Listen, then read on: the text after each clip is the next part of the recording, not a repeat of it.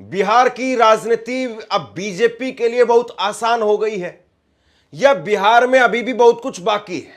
यह बहुत बड़ा सवाल है और इस सवाल को खड़ा करने वाले दो बड़े मुद्दे हैं।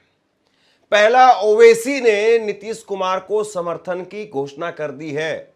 उन्होंने कहा है कि नीतीश कुमार को समर्थन दे देंगे, लेकिन अगर, दो बातें उन्होंने कही है और ये लेकिन और अगर क्या है, क्यों वो समर्थन देने की बात कह रहे हैं और ओवैसी के समर्थन से कैसे बीजेपी की बोलती बंद होगी, इस पर बात करेंगे। और इसके साथ साथ सम्राट चौधरी को जिस तरीके से अमित शाह का ही आदमी कहा जाता है सम्राट चौधरी को अमित शाह ने डिप्टी सीएम बनवाया।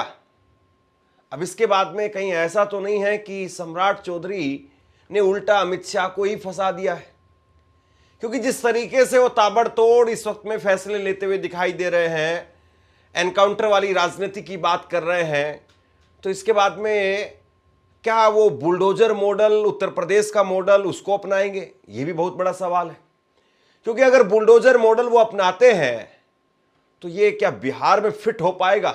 ये बहुत बड़ा सवाल है। बिहार के अंदर क्या उत्तर प्रदेश की राजनीति चल पाएगी?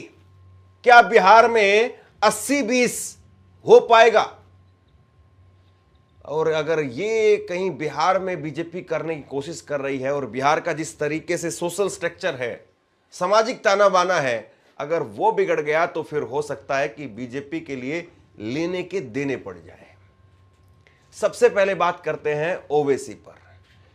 ओवैसी, असदुद्दीन ओवैसी सत्ता का एक तरीके से ऐसा चेहरा जो खुल करके बोलते हैं, धारदार तरीके से बोलते हैं।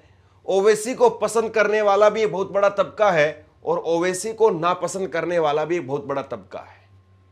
लेकिन ओवैसी ने यह कहकर के लिए बीजेपी के लिए मुसीबत खड़ी कर दी है कि वो नीतीश कुमार को समर्थन दे देंगे, नीतीश कुमार की सरकार को समर्थन दे देंगे। अब यहां पर बीजेपी फंस गई है। पहली बात तो यह है उन्होंने क्या क्या शर्तें रखी हैं या क्या क्या वो कह रहे हैं, क्या क्या वो चाह रहे हैं, इस पर तो हम आगे बात करेंगे। लेकिन सबसे पहले नैरेटिव की बात कर लेते हैं। अब देखिए, ओवैसी को इंडिया गठबंधन अपने पाले में नहीं लेता है। इसके पीछे एक बड़ी वजह हमेशा से ये रही है कि ओवैसी जिस तरह की राजनीति करते हैं, जिस तरह से ओवैसी बोलते हैं, तो इससे बीजेपी को फायदा होगा और बीजेपी और ज्यादा ध्रुवीकरण करेगी और हिंदू मुसलमान की राजनीति और तेजी से फलेगी और तेजी से आगे बढ़ेगी।